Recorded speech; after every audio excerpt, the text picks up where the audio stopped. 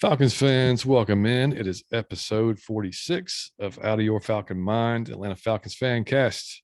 My name is John, your host, joined as always by my co-host and feeling better today, Mr. Mike Cottrell.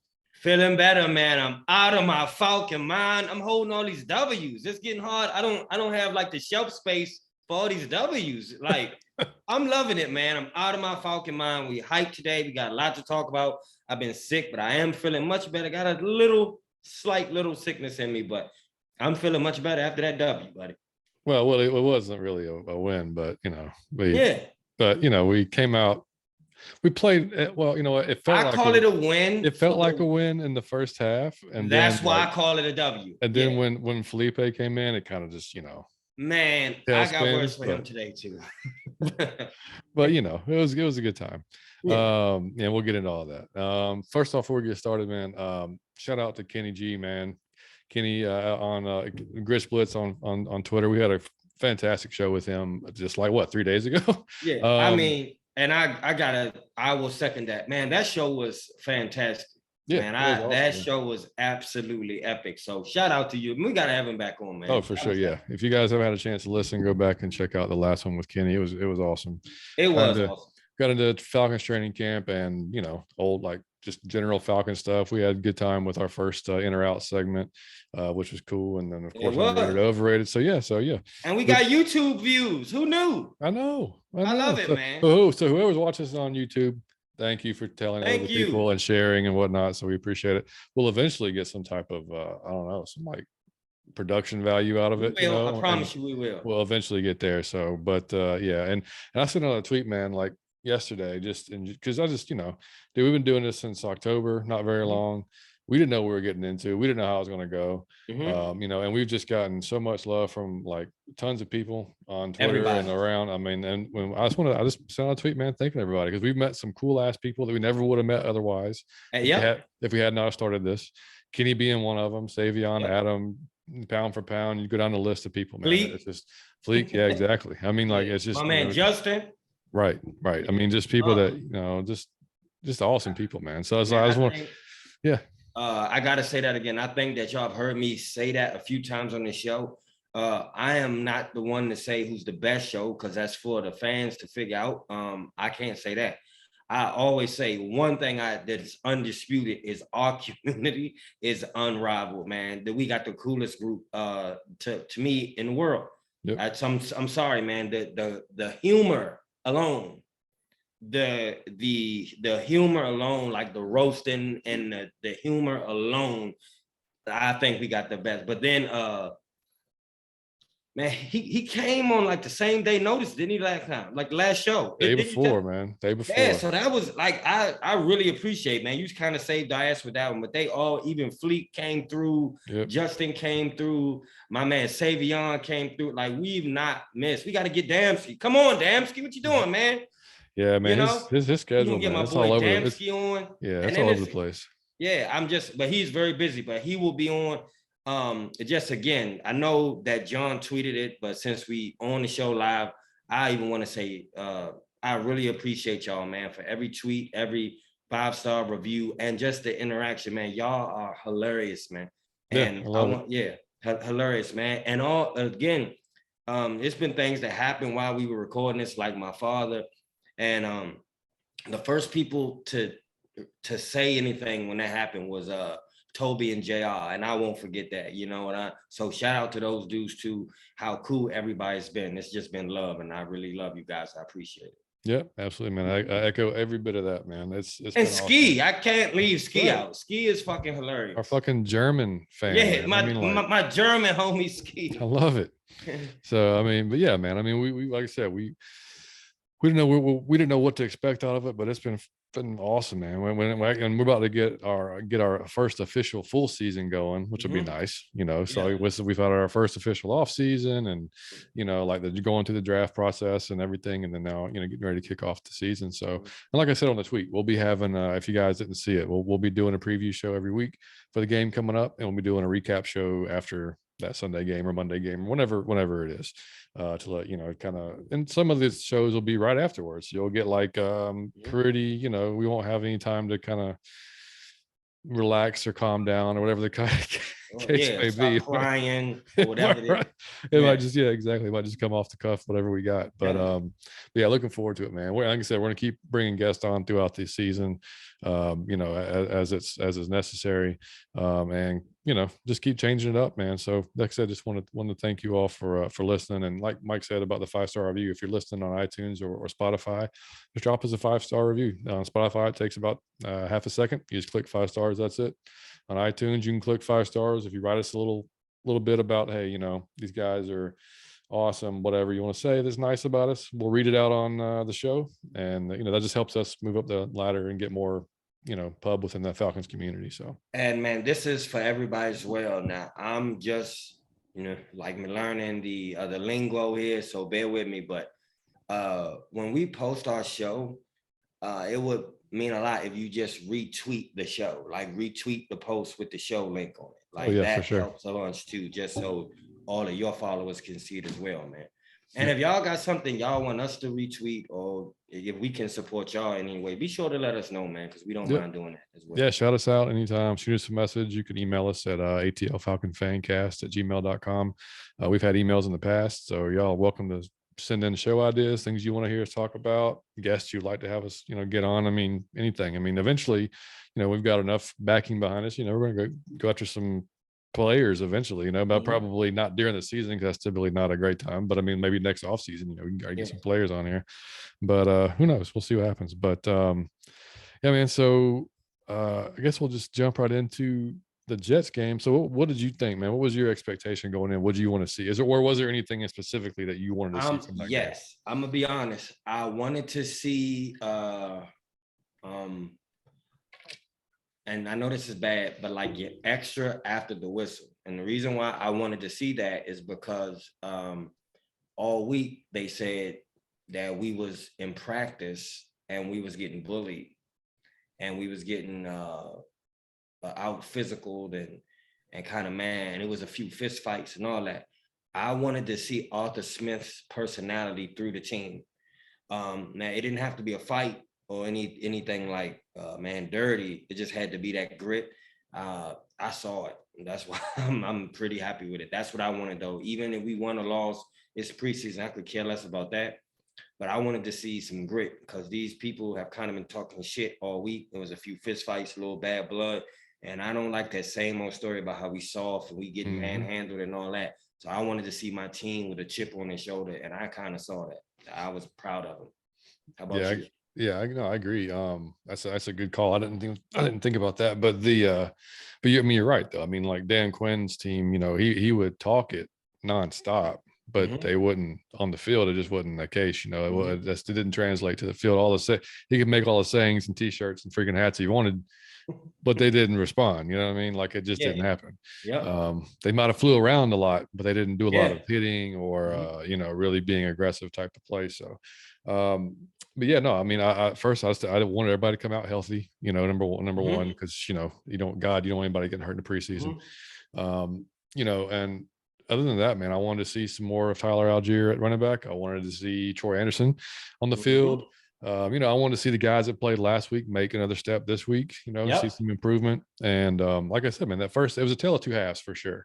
Yes. I mean, like, the first half was, Mariota had a great drive and everything, and it looked good. Fantastic pass, freaking Zacchaeus in the end zone. That was just awesome. Yeah. Yep. So, I mean, like, I can't be too upset about what I saw in the first half, to be honest. And then overall, man, I just wanted to see, like I said, like you said, I mean, like, want to see him compete, and like show me what they got, man. And that's the difference, I think, in Arthur, because Arthur, he's a hard ass, man. Like I do too. Man, he didn't. You couldn't have told me. Here's what came to my mind for like Arthur Smith, and then the phrase, it was like preseason or nah. Because you couldn't have told him, you couldn't have just by eyesight thought it was a preseason game. He was digging in people's shit. He was yelling. He was getting serious. He was cussing people out. He even had some smoke in the press conference after.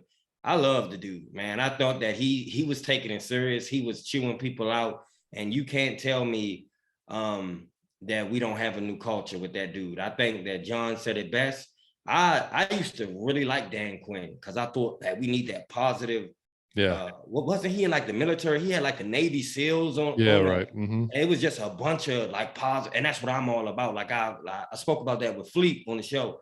I'm all about that. So when he was doing that, I was done. But you can't be like a Care Bear and be positive. It got to be positive, like Arthur Smith. It got to be like your father positive, like your father gonna tell you the truth about yourself, and he's trying to help you though. But he's gonna be hard. He ain't not gonna do you how your mom do you. Just be okay. And that's what I see from Arthur Smith. And I was in heaven last night just with him cussing our players out, because I remember Mike Smith, that you could drop a ball and you could run off the sideline, and he was saying that you'll get him next time. I'm not with that, because it's not high school, and it's not, it's not that participation trophy league.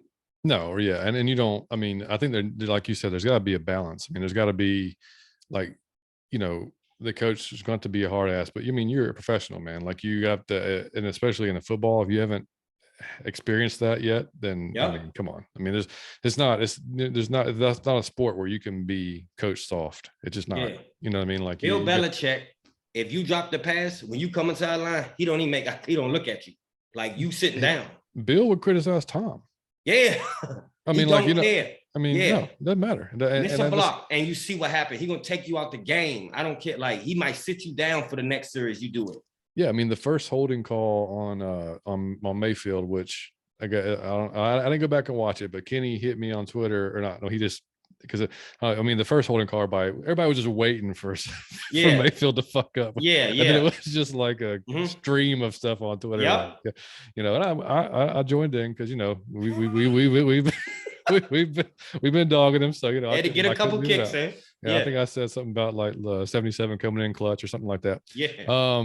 So anyway, Kenny did point out that he thought that it was really Hennessy who jumped, but Mayfield got the call. So I was like, no, that's bullshit. The ref said it was Mayfield. Just tell it Mayfield.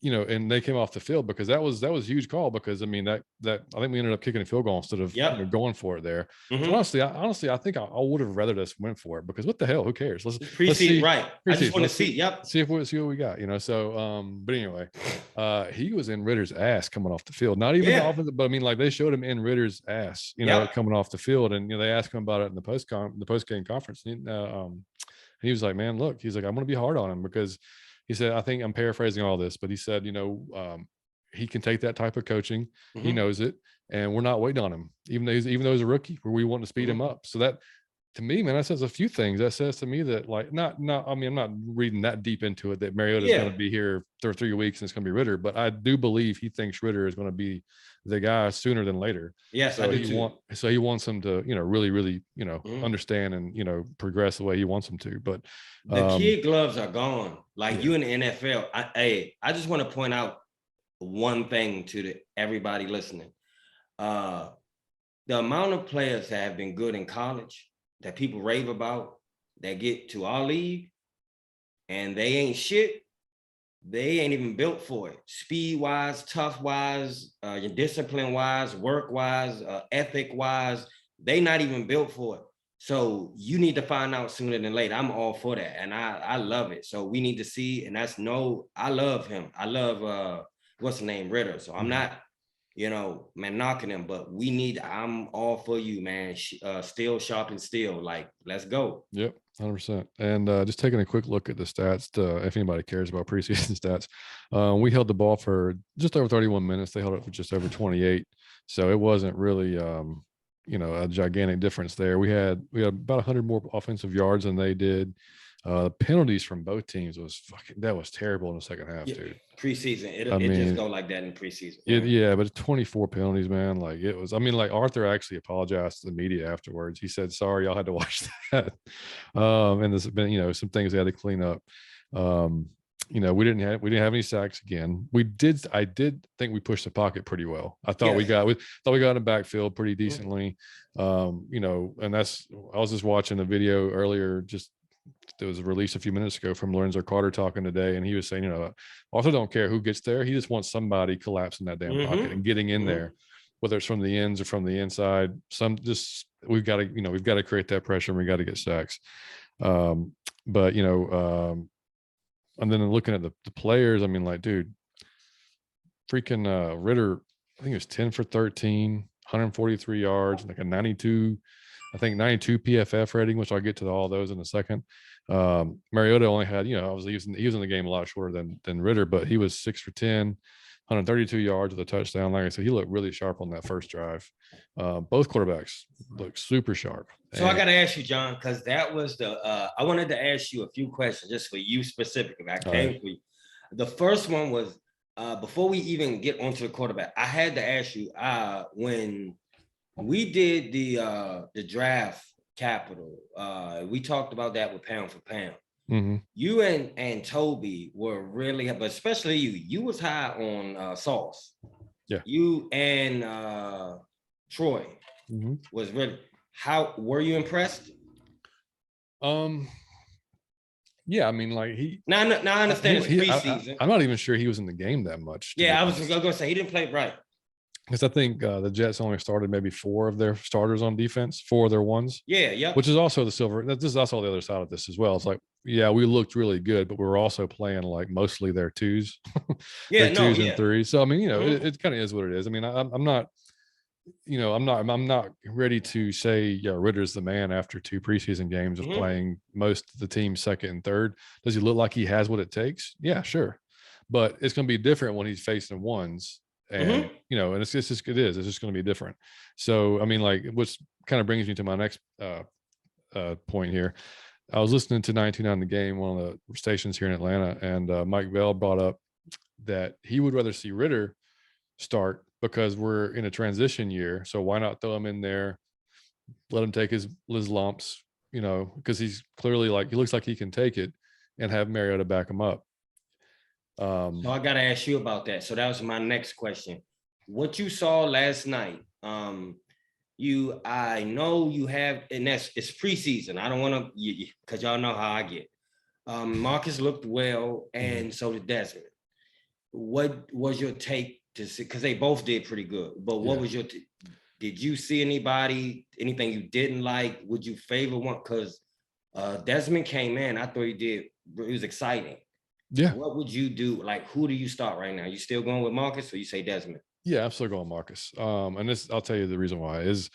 So and I'm not saying if they start Desmond, they're saying like the season is just a whatever happens type of season. But if they do, then man, we made a mistake with Marcus then, because I mean, like Marcus should be the starter. Like you took him, like you took Ritter in the 3rd round, so there should be no pressure to throw him out there in the first game. If we drafted a number 8 overall, then we're looking to see him start that first game. I think or pretty damn soon, because you see quarterbacks now all the time. Not that it always works out, but you see guys get thrown in. I mean, like freaking Justin Herbert, and now he got thrown in because Tyrod got like stabbed in the lung with a damn shot, by his own team. But I mean, he was drafted high, and that's what they thought he was going to be, and he stood out, or he showed out. But I'm not thinking Ritter. I'm not saying Ritter can't do that, but I say now, if Mariota, say we're 4-4 and we're still in the playoff hunt, I don't think Ritter comes in still. Okay. I think now if we're 2-4, or if we're 2-6 or something like that around the middle of the season, or 2 to 3 wins mid-season, I wouldn't be surprised at all to see Ritter come in, because at that point you're pretty much out of playoff contention.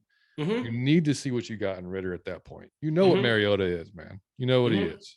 He might be able to. He might have peaked already, or maybe he's got a new level of concentration and a new level of motivation that he's never had before. And maybe he's got weapons he's never had before. I mean, dude, come on. Kyle Pitts, give me a break. Fucking burning corners. But anyway, so between Pitts and London and the receivers and the backs, and like I said, the wild card still the O-line it will be the entire season. But I don't see the point of just jumping the gun and saying, Ritter's it, because I think it offsets everything. Because I think everybody, he named Mariota the starter weeks ago. Like it just, everybody's expecting that. I think Ritter kind of understands that's kind of okay. What, I'm going to be the backup, but I understand this is probably going to be my team going forward. Type of thing. So Yeah, I don't think nothing's going to make me sick. I'm not with the guys that think we're going to win 2 or 3 games. I think we're going to win more than that. Yep. So I mean, it'll make it difficult though. I mean, if we are really in playoff contention, it's going to make it tough to upset that kind of rhythm. Yeah. Honestly, man. So the way I feel about it is this. I would like to see Marcus with a 10-game stretch. So here's what I mean by that. I agree with what John said. If I would, after 10 games, I'm going to guarantee him a start for 10 games, unless of course he just totally shit in the bed or gets hurt. Yeah, or gets hurt. But I'm gonna guarantee you 10 games. What I would like to see out that 10 games is if you can be like our backup for like the future. I would like to see if we are in playoff contention. If we are, you have to let him just see if he can do it. But I'll say this: if we even half and half, we find we kind of can make it. We can get like a wild card place. I say you throw Ritter in because I just have to give him 6 straight games to see. I don't think it's fair to put him in for 1, then snatch him out, then put him to kind of a little bit, then snatch him out. To see what we have, I need to see at least 6 straight games. But I agree with John. I don't want to start anybody who we didn't draft early. I think it helps him to sit right now. You're gonna learn from. I know, man, Marcus isn't all of that, but the stuff he's teaching him in the quarterback room, he's teaching him how to be a professional, how to make reads. You don't know none of that yet. So you got to let him sit. You have to let him learn 10 straight weeks. I think it's fair. 10 weeks. I think he sit for 10 weeks. And if we shit in the bed or we kind of on the fence, week 500, I think you got to see with him too. You gave him a 10-game stretch and you got to give him 6. I would love to see that. I'm going to be honest, man. Marcus impressed me. I didn't want him here. He just looked like a veteran quarterback. He looked like what you expect from a veteran quarterback. Just don't fuck it up. The 2 things that I didn't like that he did was I love Matt Ryan, but I'm gonna tell you one thing that I never said on this show, but something I was aware of it. It was a few times, man, Matt Ryan, where a receiver had a person beat. And I learned this from my dad. Shout out to my dad. But my dad always say a good quarterback puts the ball in front of the man so he can keep running in the direction he was running. Mm-hmm. But a lot of times with Matt, his arm isn't that strong, so he would throw it as much, and the dude would wait. So he would catch it, and we would get like a 45-yard gain, but then he would get tackled because he had to wait. When I'm thinking, if you had a Patrick Mahomes or like Russell Wilson arm, or whoever, Michael Vick, Kyler Murray, you could have flung it way out in front of the man. He'd have had an easy touchdown. He'd have kept running because he had already burnt the cornerback. Yeah. It was a pass that Marcus threw to Kyle Pitts that he had to wait for. Yeah. And Anthony, Ferkser, mm-hmm. he had burnt the cornerback and had to sit and just wait on the pit. So there's 2 times. That could have been 2 touchdowns where the dude was clearly burnt and they had to sit and wait. Desmond, I will say this. The first thing when I saw his college tape, and then when I saw him again in preseason, the boy is, if Poised was a person, how is this man a rookie? Like, if Poised was a person, it would be Desmond Ridder. I've never seen, it's only a few dudes, like you said, for the 3rd round, you come in, you that calm, he completed like his first 8 or 9 passes. He looked like he came and got it. It was weird. I was like, and I think his timing with the receivers, it was even better than Marcus was. So it was something to see. But again, I'm not going to start. Again, with John, I won't start somebody we got in the 3rd round. You got to learn. You got to study. A lot of that quarterback is the film room, is the iPad, is the playbook. I need you to do that first. I don't know how good, Mr. Rogers would be if he didn't sit behind Brett Favre to learn in his mind before he did the physical part.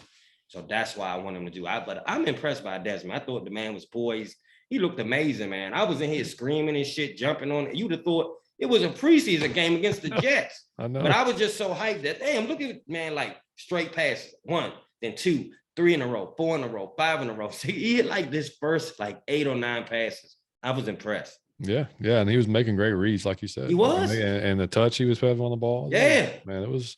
And I mean, a few people reported that, whether it's he kind of got the shaft at Cincinnati or, maybe he did get stronger, but they said, his arm looks a lot stronger than it did at Cincinnati. So maybe, doing a few extra push-ups, Yeah, man. I love but it's all that. You got to get in the weight room. You got to learn first, man. I'm just with patience. Right. Yeah. And but early on, I mean, Algier was running the ball pretty strong. He didn't have a lot of yards per carry. He had a couple of nice little runs, but as far as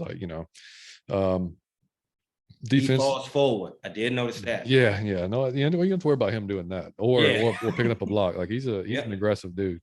And shout out to Tevin Coleman, man. Shout out to Tevin Coleman. I heard that name. I said, hold on, what? And he looked decent. That's my man forever. I love you, buddy. Yeah, and I mean the defense was looking aggressive. I mean it was solid tackling early on, man. DJ was looking good. I mean, D. Alford, man. I mean, come on, love D. Alford. I mean, he might make the 53. He's making him make a really hard decision. We'll put it that way. And then Bernhardt, man, again, just keeps making plays. Just easily the standout, like just blowing everybody's mind. He's the person that everyone's talking about, like the Uncles. He's blowing people's mind. I mean, the freaking lacrosse player of the year in college, at Maryland, and then he switches over to freaking. I did not know that he played lacrosse. Yeah, at a very high level. Yeah. Oh, and he was the player of the year, and then decided, you know what? I mean, I guess I could, pursue football and make a better career, obviously. And but he was a quarterback, I think, in college for a short time as well. And so, I mean, now he's a receiver. I mean, like Arthur said, it takes a special kind of athlete to be able to do those things, man. So he's another guy's going to make for interesting conversation because I mean they did make the roster is down to 80 now. They made the cuts. Now I wasn't too shocked by that. I mean, they cut Geronimo Allison, defensive back Lafayette Pitts, outside linebacker Kwani Dang, and defensive lineman Jalen Dalton was waived with injury, and then Alden Tate, who I think everybody was kind of not surprised they cut, but was happy that we signed. He's a big dude out of Cincinnati, big body, I mean, but he hadn't got a whole lot of run with the ones at all. He'd been kind of on the reserve side of things, and then didn't get it all any playing time against the Jets. So when I saw that, I was like, yeah, he's going to be on the way out because there's no way, if you're not going to play at all, you're done. So I mean, the receiver room, I mean, for Bernhardt to make the team, it's still going to be a little difficult because you're going to have not Darby, but you're going to have London, a dude from just completely blanked on it, Brian Edwards, and Oz. Zacchaeus making the team. Zacchaeus is my man. Right. So those three that are pretty much locks, right? So then you're going to have still Frank Darby. You got Bernhardt out there. Few other guys that are going to be in contention. So it's going to be I mean, I hope he at least makes a practice squad.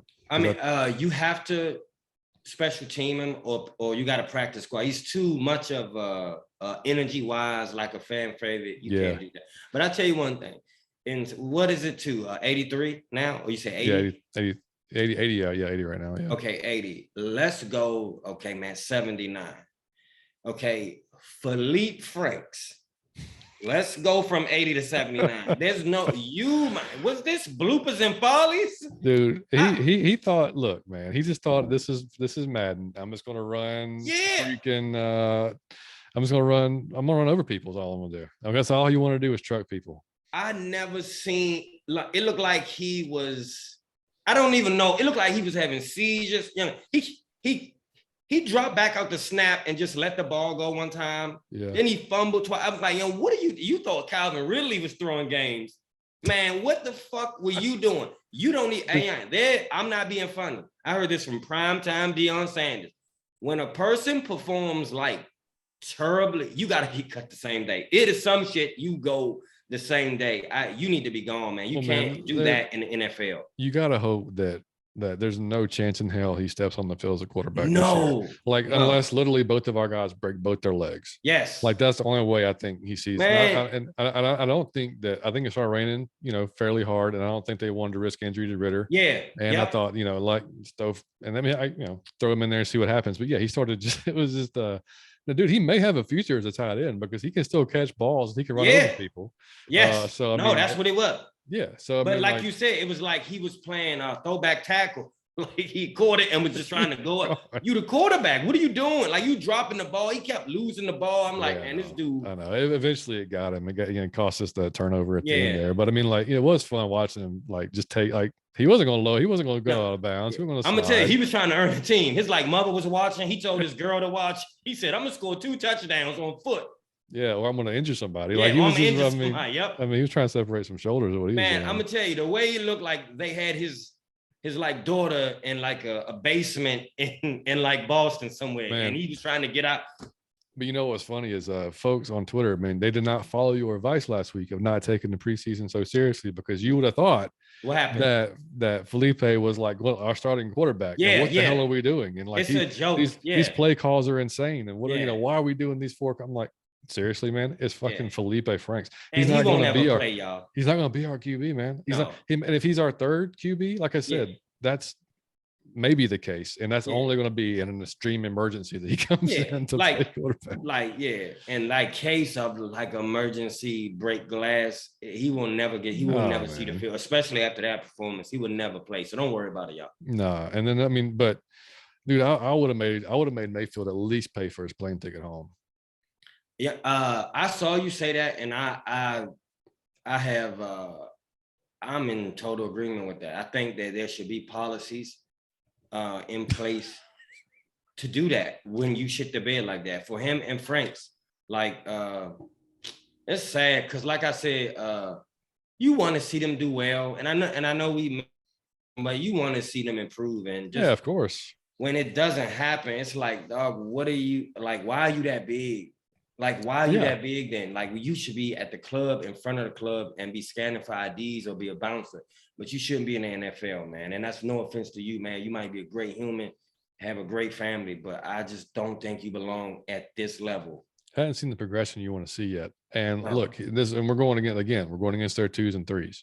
Yes. And I mean, that's what I'm saying. Yeah, I think he had 2 holding calls. It just wasn't a good night. And the PFF scores, I mean, it is what it is. PFF, we talk about it all the time. It's kind of, it's kind of skewed based on how many plays that they played during the game. But our top 5 on offense, Kyle Pitts 92.7 because he was in for like 2-3 plays, and he, of course, Ritter 92.6, McCole Pruitt tight end 89.4, Zacchaeus 88.1, and then Mariota 87.1.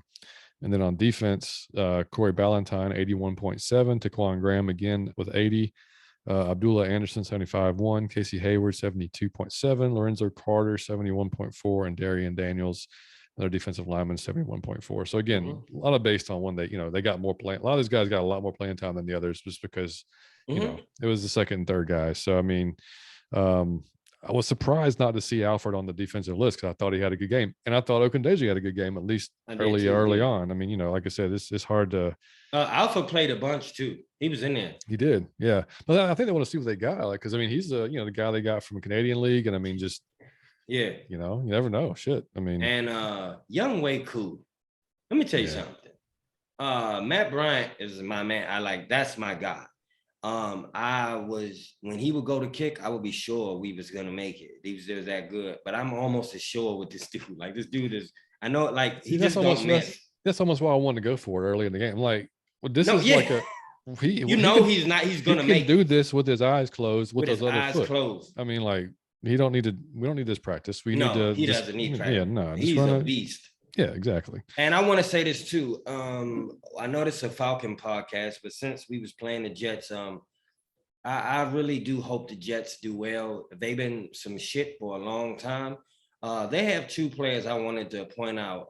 Garrett Wilson, number 17 for the New York Jets, be a stud, man. Is gonna be a star in the NFL. You could tell it in preseason. The dude, he just does stuff that is not normal to see. and they got a dude named Jonathan Marshall that was wrecking shop on us. So you need to watch those two dudes. Go Jets for that reason. Unless you're playing us, but I really it's exciting to see a team struggle that have the talent to kind of make a move to turning it around. I like to see competition, and the NFL is the highest competition. Garrett Wilson and Jonathan Marshall, you mark my words. One person who will not be in that same conversation would be Bryce Hall. He had a very rough day there at corner. Yes. Got burned by Pitts bad on that front. I think Pitts even said in the interview on the sidelines that he was scared pedaling. Yes. Yeah. Yes. Something like that. Like he knew he didn't stand a chance, and he was just, burned by him. But he got kind of roasted all night. It wasn't a good night for him at all. He was getting picked on too. They knew he was the weak link. Yeah. And they 100%. Yeah. Like we said, we already brought the penalties. It just got ugly near the end of the game. It almost got unwatchable near the end of the game. It was just like flag. But I'm like this. I hate to see it, but get it out the way in preseason. So that's what the preseason. Yeah, and Arthur hates those procedure penalties. Yeah. Like he you can see it you can hear it in his voice when he talks about it. You can see it on his face. Like there's some guys, and he said and afterwards, he said, it's the young guys that, you're going to make mistakes, one time. Okay. Got to clean it up. But it's just, if you're making the same mistake over and over again, and you may, then that's where we got issues. You know what I mean? Yep. So again, and that was Mayfield making the same mistake over and over and over again. And I think the only reason he's still here is because, like what Kenny said last week, and I thought it was a good point. Do you hang on to him, or you go sign some grizzled vet who may or may not pan out when you have this guy you've already drafted who's cheap, like you said, and cheap's a big thing for us right now. And we just let him back up Wilkinson, because Wilkinson's going to start, man. There's no way this Mayfield is going to start. It's not possible. Yeah. So y'all, if y'all haven't heard that show, you got to go back and listen to it, because Kenny made such a good point. I want to keep Jalen as a backup. Yeah. He just really made a point. I didn't want to do it on the team. I thought he was bad for culture. But Kenny really made a hell of a point. Y'all need to go back to even change my mind that Duke can be a backup. Yes. Yeah. And business-wise, it's just good business. Right, for right now. Yeah. Now, next year, bye. See you later. Yeah. Have a good time. Chick-fil-A. Yeah. Best of luck. And then Arthur talked about Troy Anderson. He said, he thought he did well. Got some things to work on, clean up, but he's you again, like all over the field type aggressiveness. That's what you want to see. He's in the backfield, almost got a sack. It was so damn close. Yeah, hit the quarterback. But making tackles. That's everybody was clamoring to see, him on the field. So I'm glad he finally got out there. Like you said, you just all over the field. Yeah, you kind of gotta just reel it in a little bit to get focused. But that's gonna be my guy. I'm telling you. Yeah, I agree, man. I think he's gonna be exciting to watch and see him progress. And talk. John, we are 6.1 yards. We are averaging 6.1 yards per offensive play, which is the second in the NFL. The Falcons. It's crazy, man. I like it so far. I know. It's. Like I said, man, we're going to surprise some people this year, and we're going to get probably embarrassed a few times that we. Yes. But and we'll cry about it on the show, but it's okay. And the last thing on Arthur, man, he just said, we're hard on these guys a lot for a reason, though, because we're preparing them for Sundays. It does them no good. It does them no favors if we're easy on them, or we give them cut them any slack. There's not going to be, it just is what it is. So they should expect that. And while we're talking about linebackers, man, Mr. Dion Jones came off the PUP list today and was at practice. How about that? Y'all have to see the video of him talking at practice. It was inspiring, man. It reminded me just to see the dude talk, see his face. He looked excited. He got married on the off season. He got his shoulder worked on the start of off season, y'all. So he said he was flying around. He said he felt good. He was happy. I do want to say this because I participated in kind of dragging him a little bit, even though I love Dion. I've said that. I was like the president of it. So, Yeah. So, but I do have to say this because I just thought of something. A lot of times in the NFL or the NBA, if you are injured, you can be a tough player and decide, I'm going to go help my team. I'm going to play anyway. Sometimes you doing that will get you cut. or traded or penalized. And I don't know how I feel about that, because I feel like I want my player to be tough as nails. I want you to get your ass out there and help. If you can go instead of 100, just say you hurt a little bit, so you can go like 75. I want you to do 75. The problem with that is if we don't, you just look like you fell all the way off. Like, what the fuck are you doing? And we don't know when you don't say nothing. So we just look like, what the fuck are you doing? Like, but now with John pointed that out before. Anybody on TV pointed that out. John saw that first. And then I looked, and because I refused to see it. I was like, listen, I can't see it. But John pointed that out first, but that made sense to me, is that the effort was not there because I don't want to hit my shoulder. So I'm taking some plays off. I'm not, diving at your knees like I should. I'm not doing the tackles as I should, because I'm kind of favoring my shoulder. So it's like, I wanted him out there, but when you play hurt and no one knows you hurt, you can just look like you fell off. So I want to say this, because I did talk shit about him. I got full faith in my man, Dion Jones. Your shoulder was hurt, and now I know. I will take all that back.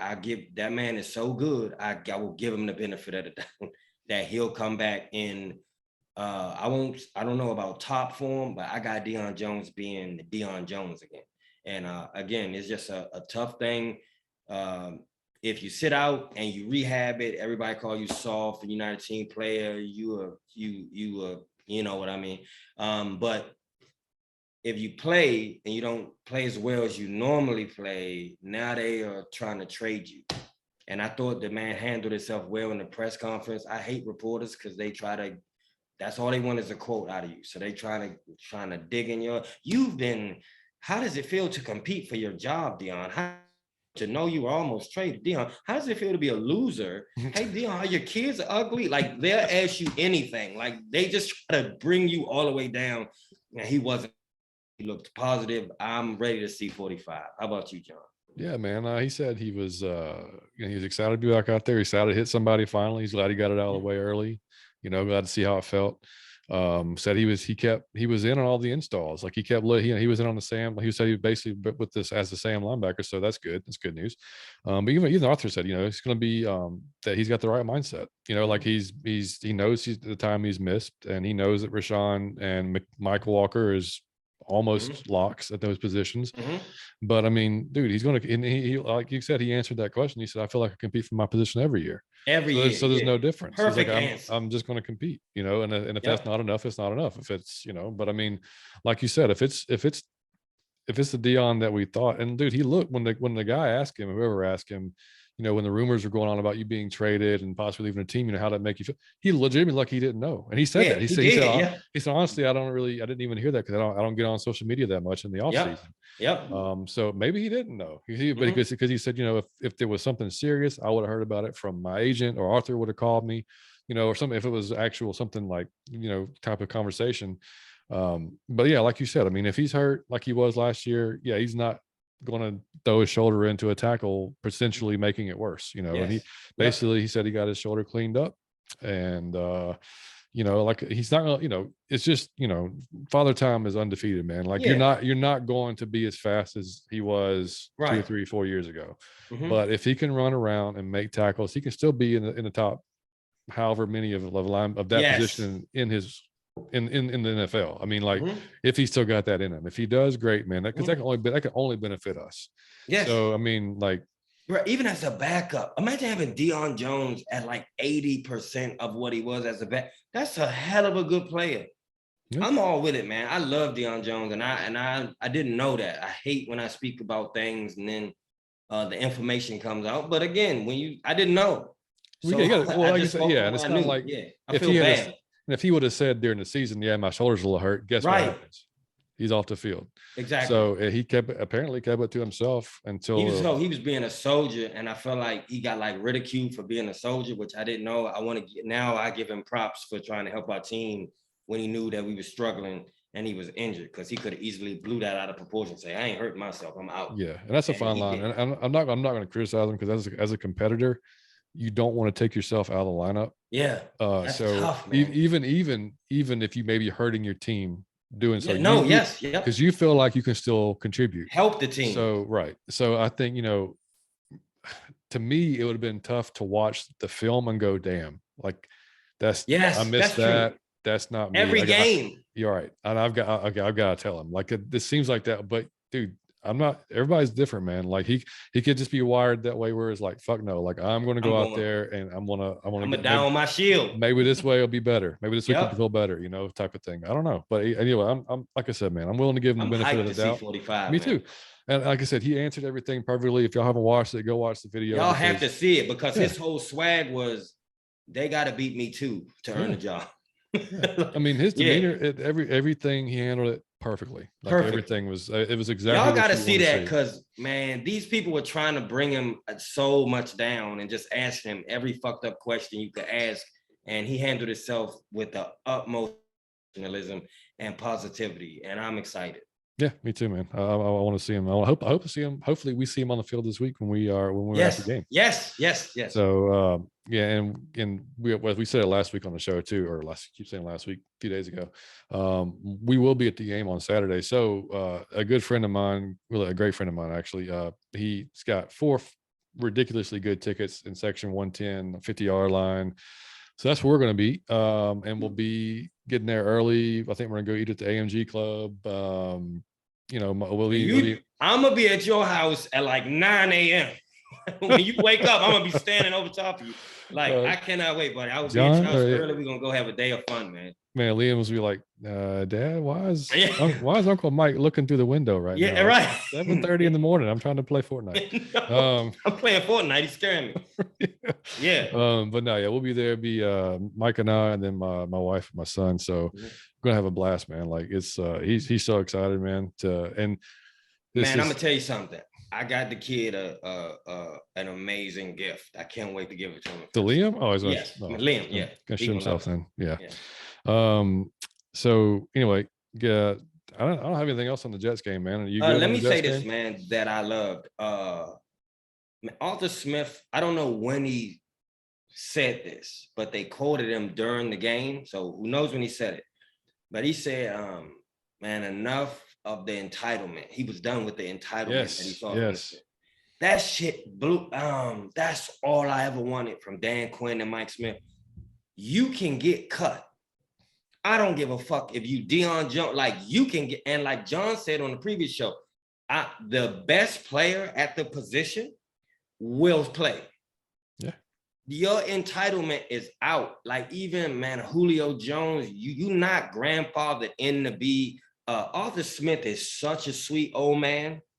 He more Falcon for life, and like, that's bad business. I love Arthur Smith. Arthur Blank. You can't do that. Arthur Blank. You mean Arthur Blank? Arthur Blank, excuse me, Arthur Smith. He's just a sweet older man. So it's the times he'd be like, it's like in family to him almost. Arthur came in with it's entitlement. I'm not doing the family shit because to him that was entitlement. He saw some players that were just comfortable, like, hey man, I'm on the team, man. And they drafted me. I'm sure. And he said he was sick and tired of the entitlement he saw. And he wasn't going for that shit no more. And of course, I'm paraphrasing, but that made me feel so good. Like just to have your coach say, I could care less. Because Bill Belichick is like that. I don't care. He'll trade Tom Brady if he sees something like said, that's a good coach. Because that put everybody on their toes and get everybody off their ass. Then after the game, they asked him, Marcus, he doesn't seem to have like the edge that man Matty Ice had. We don't really see the edge. And he almost cussed the dude out. He was like, edge, what are you talking about? Like everybody's different. Like, what do you want him to have like some fake macho type of thing? He was like, ask his teammates. He was like, man, I'm not doing that. He the way he told him, like, man, that's a dumbass question. I'm not asking if he got edge. What are you talking about? He's a great leader. So why he need that be like Matt Ryan? He's not gonna be like Matt Ryan. He's gonna be Marcus. Then he told Tannehill was Tannehill. He wasn't Marcus. They all different. But don't ask me no dumbass question about edge, man. When we in preseason, and like it's like you want to see some fake fire or bravado in preseason, and he's no nonsense, man. I've been waiting for a coach like that. Yeah, I think he's even more. I mean, obviously, I think after season 1, he's more comfortable. Yeah. He's more confident, like even in himself. This Mm-hmm. dude, he's our age, man. He's 40. That's what this is a I mean, grown man. but I mean, and as far as and I know there's younger coaches than he is in But in he's the a in the young league. head coach. Yeah. But I mean, that's dude, that's impressive, man. Like to Yeah. have that type of confidence and like just no nonsense, man. Like you said, like it's going to be a tough one for any player that comes through there. Like if they're on the ones, and they've earned it. They've earned it Mm-hmm. for sure. Yep. So I You mean, earned it. Yep. yeah. So So I just wasn't really impressed when he said, I'm sick of the entitlement. I thought that was really good. But that was all I had, man. I do have a prediction though, and this is wild. And y'all might think I'm joking with this, so I'm being optimistic. I honestly believe the Atlanta Falcons will win the NFC South with Tom Brady. I I wish I had honestly, some kind of sounder right now. yes. Wah, wah, wah, wah. There we go. Perfect.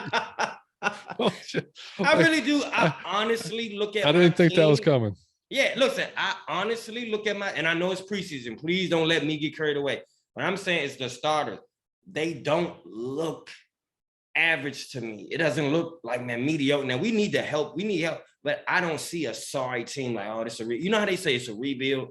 Yeah. That's not the vibe I'm getting. I'm getting a team that can go out and compete. Like John said, I expect us to lose some games that we should have won. That's how the NFL is.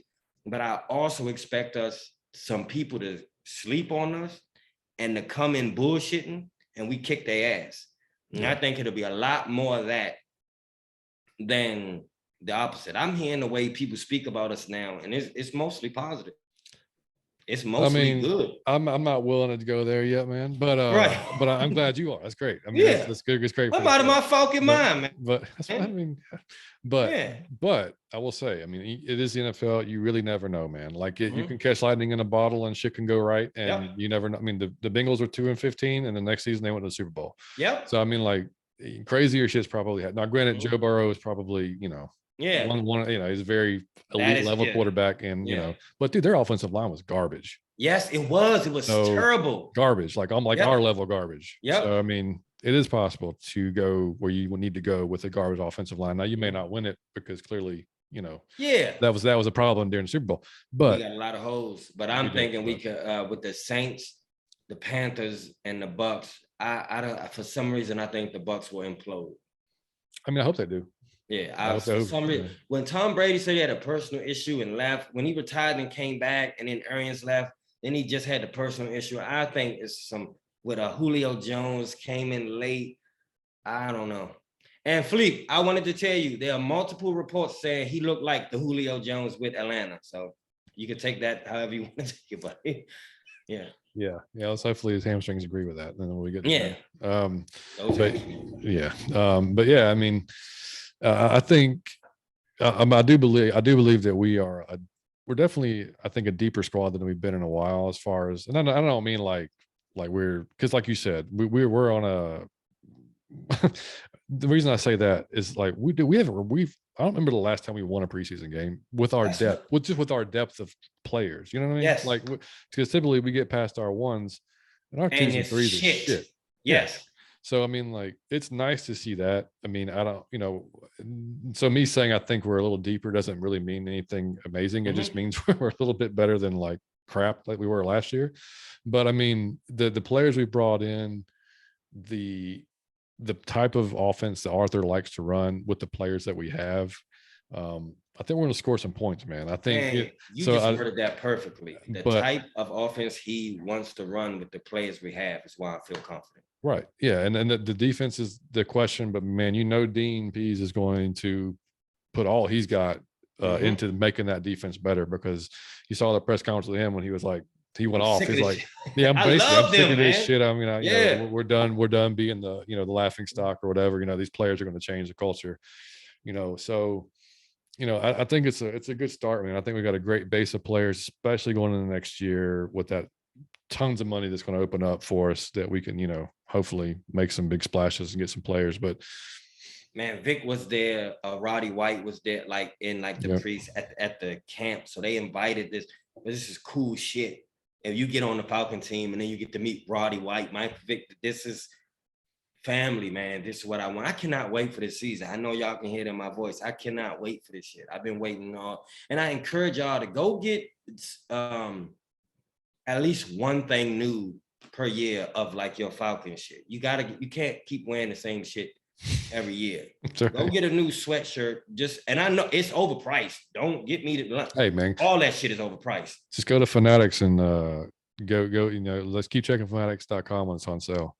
Because they'll have some 25 and 30% off sales every now and then. Man, and they got everything for it. Man, they got shoes, they got sandals, they got socks, they got sweatpants. If you a girl, it's leggings, they got skirts, onesies, they got hats, they got wool hats, they got chains, they got jerseys. Go get yourself at least one new thing for a new season. Every season, take some money and go spend it. That's right, man. Support your damn team. Yeah, support your fucking team, man. Go at least a hat, just something new. JR gonna be there on Saturday too. So I told him we have to hook up with him too at some point. Oh yeah, perfect. So, but anyway, buddy, do you have an underrated or overrated tonight, or one of the two? I do. I do. Okay. Yeah, we can. Okay, I'm gonna do overrated. I want to say that my overrated. So this is more one about. Okay, I'll do this. My overrated is 3 meals a day.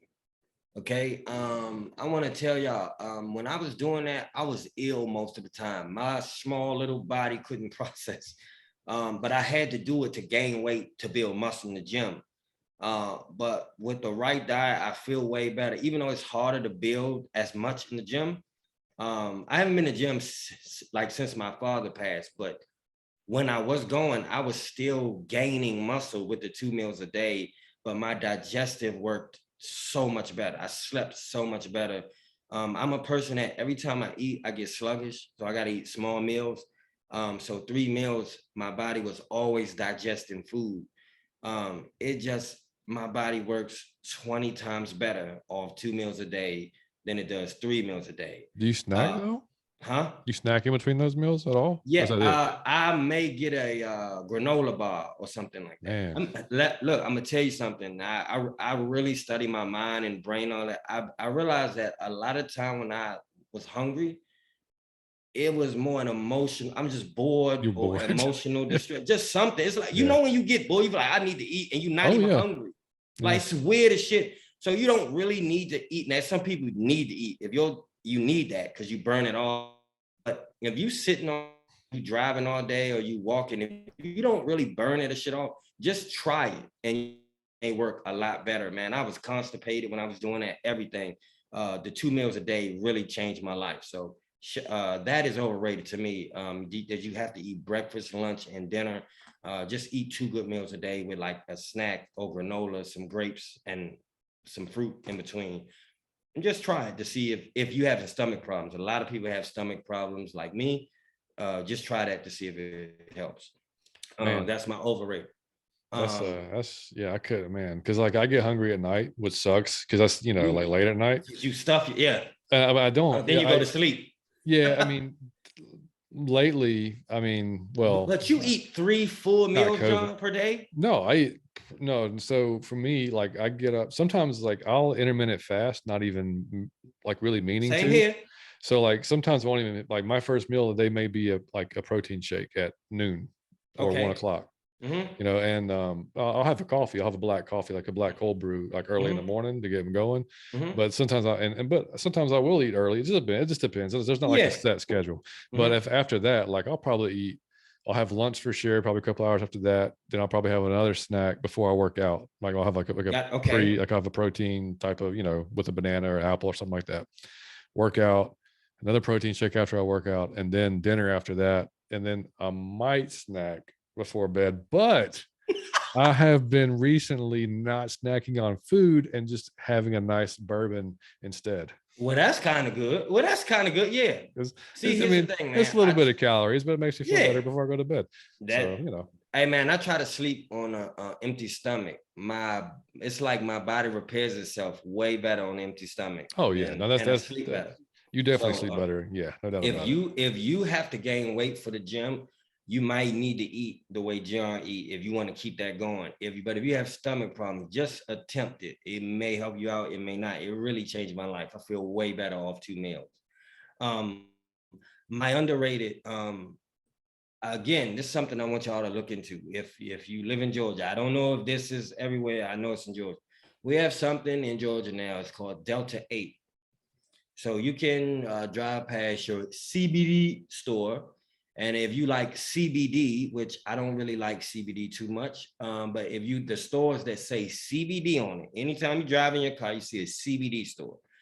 Go in that store and just ask for anything with Delta 8 in it. So Delta 8 is a very, very tiny amount of weed, of THC. It's a strand they put that, but it's legal to sell. So you can, and they got them in gummies, they got them in candy, they got them in edibles, there's a whole bunch of things. But what I want y'all to do is, man, a lot of y'all be stressing about ridiculous shit. All right. And I know life is hard sometimes. You need to check out. I don't recommend a drug-free lifestyle. I honestly don't. You might blow your head off. So you need to have a bourbon at the end. You honestly do, man. The world is insane. Sure, you need something. You need something. What I'm saying, if you don't smoke weed for your job, that's fine or whatever. If you can't do that, that's fine. But you don't have to go to the trap and get a bag of weed or that's legal. You can go get a small amount and with some CBDs. So when you get a Delta 8 product, it's some THC in there, but it's CBD with the THC. Man, it is fucking amazing. So just go get you a gun, and it's real good price. It may be like $12 for a little bar. Yeah, you have to text me. You're gonna have to text me this when we get off the show. I will. I promise I will. Like, it really is. It helped calm you down. It really, slightly kind of. You are high. So I would say that you are high, but it's not like edible high or smoking weed high. But you are totally relaxed. The food tastes better. You think shit is more funny. The music sound better, and you learn that you shouldn't stress about things that are nonsense and out of your control. So just go. If you live in it, which a lot of us fans live in Georgia because it's a Falcon podcast, a CBD store, but I believe it's in all 50 states illegal. So when you drive past those CBD stores, those smoke shops, just go in and ask for a product that contains Delta 8, and they're going to show you a few of them. It's going to be one that's like roll like weed, look like a plant that you could roll it like weed and smoke it. It may be like some gummy bears. It may be some Skittles. It may be some Fruit Loops in a little cereal box. It's so many varieties of them. You can pick which one best for you. You eat a little bit of it and you go to the moon. And you get to see, Mars and Pluto and all the rest of that stuff. And you just de-stress. It feels very, very, very good. I'm off probation. I want to try every drug except for the hard stuff. So this is pretty cool for me. Yeah, no heroin or cocaine, kids. No heroin, man. Some bourbon and some Delta 8. You have a good time, man. I just wanted to say that, man. If you got stomach problems, just try to cut out a meal a day, a whole meal, because half of y'all be eating 3 big ass meals a day. You really don't need that. Well, man, look, man, and when you're talking about the Delta 8 too, and the bourbon and stuff like that, and the CBD, like people ask me, some of my friends will ask me, like, dude, like how can you like promote all like gym and working out and stuff like that, but then you go have a bourbon or CBD gummies or whatever, or eat McDonald's. That's what I haven't had it in forever, but I mean, I eat shitty food. Like I'm like, dude, that's like it's all balanced, man. It's all balanced. Like if you can eat clean 100% of the time and you like it, awesome, good for you, man. Like I can't. So like I can eat clean a lot, but I can't eat it all the time. Like I'm gonna want a burger, or I'm gonna want some fried chicken, or I'm gonna want some freaking biscuits and gravy or something. I'm gonna want some of that stuff, man. I'm from the South. Like I grew up on that food. So like, yeah, that's but I'm also going to enjoy my life. And like I said, it's all about balance, man. I'm not sitting there getting hammered every night. No, I'm having a bourbon. You know what I mean? Like, so you got to have that balance. Underrated. I agree with John, man. It's about balance, man. I am mostly vegan, but I'm telling you, man, you think I'm skipping ice cream once in a while, you out your mind. And I'm not a vegan where if I go somewhere and it's just pizza and fried chicken, I'm gonna say I ain't eating. I'm eating pizza and fried chicken. The whole point is not to just abuse yourself. Right. But you can, if you want to smoke a little weed, man, that don't hurt nobody. Edibles, that don't, as long as you're not watching a toddler when you doing shit, just don't. Come on, man, be responsible. Yeah. I don't want y'all to drink and drive and no shit. Exactly. But John said, at the end of your nothing wrong with having a little bourbon. At the end of your day, a little CBD Delta. Some of y'all need this shit. You would be a lot like less angry. You wouldn't be so worried about freaking Felipe Franks running around. Yeah. You know what I mean? You wouldn't get, it's funny. You would more think it was funny. You would just tweet laughing faces. That's what it is. Laughing faces. Type of times. Yeah. You need so just take the edge off, man. Delta 8 in your local CBD store. Nice. All right. So overrated for me, man. Have you heard? I will bring you and Amanda one on Saturday. That's lovely. That you're a top-notch citizen. Thank you. Well, I'm a great friend. You know, I'm a great American. A great American, great friend. I mean, just fantastic. So my overrated, man. Have you heard, or you might have, I don't know if you can pay attention. The Next Door app. Have you seen this thing? With I had that in Kennesaw where you could talk to everybody in your area. Yeah. Yeah, I thought it was awesome because if you like lose your dog, you can say, okay, that's the one benefit. Yeah. Why I'm saying it's over, dude. Like I'll get these notifications. Oh, you saying it's just gossip? Like it's some like boys standing on the corner. I seen that dumb shit too. Yes. Yes. The other day it was like I had this notification and it was some lady saying, I've seen this man at the corner of the street, and then some other person was like, have you seen this car? It's drove past my house twice. You live on a street. Like, I don't like there's a bunch of damn cars going by your house. Like, I'm convinced, man. It's like nothing. Get out the window. Man, it's a bunch of old folks. Like, that's all it is. Yep. Like on there, like, and then you look at the comments, man. It's just, I mean, I guess it provides some entertainment, but my God, you're right though. I didn't think about that. The only benefit is if you lose your dog, something like that, you know, you get to talk to your whole neighborhood. That's a good way to, Other than that, man, like 95% of it is all bullshit. No, it truly is like it's some boys that's always on this corner skateboarding is getting on anyone else's nerves. Yeah, exactly. So am I underrated, man? It's it kind of, like, for me at least, it lost its luster a while ago. It's Hard Knocks. Because I used to watch Hard Knocks religiously, like every year. You know, I couldn't wait on HBO. I didn't care what team it was. It just, you know, getting that. HBO number one is great. They do great programming regardless. So, you know, you got the behind the scenes of the team and the print training camp and everything. And, you know, we had it the one year. Yep. So, like, you know, I love that. And I just kind of like fell off. I stopped watching. I don't know. Maybe it was the teams or whatever, but I just didn't get interested in it. But man, like this year, like Dan Campbell, man, like I don't know how you cannot be a fan of Dan Campbell. He's like he's like if Hulk Hogan was a fucking NFL coach. Okay, brother. All right, man. Yep. You need to get your asses in here. We're gonna fucking get going and we're gonna run it up their ass. Yep. I mean, that was like literally him every freaking episode. But so he's saying that you like it again now. Yeah. Exactly. I think it kind of fell off a lot of people, but I think now, like, especially like I said this year, man, and the Lions is they're a pretty entertaining team. Like they might be a little bit better than people think this year too. So I mean, I'm still not sold on Jared Goff. I don't care how much I see of him. But maybe you never know. But yeah, I just think it's if you're not watching it this year, go back and watch the first 2 or 3 episodes. Dan Campbell alone is funny, and they got some hilarious. Yeah. So it's pretty cool. But yeah, man, that's all I got. How about you? That was it. The last thing that I wanted to say was I wanted to tell y'all that, like, I had a really cynical view of where I believe the world was steering.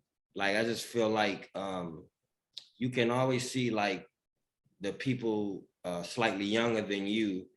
You know, it's like you're steering it now, and then you view them as you're gonna steer it next, and the people under them are gonna steer it after them. So I always viewed it like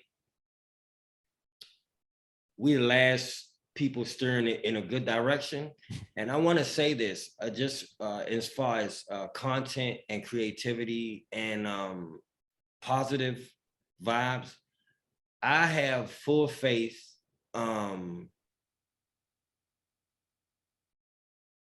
I just forgot. I'm so sorry. Who's the dude who we just talked to on the last show? I'm so sorry. Kenny? I just said his name.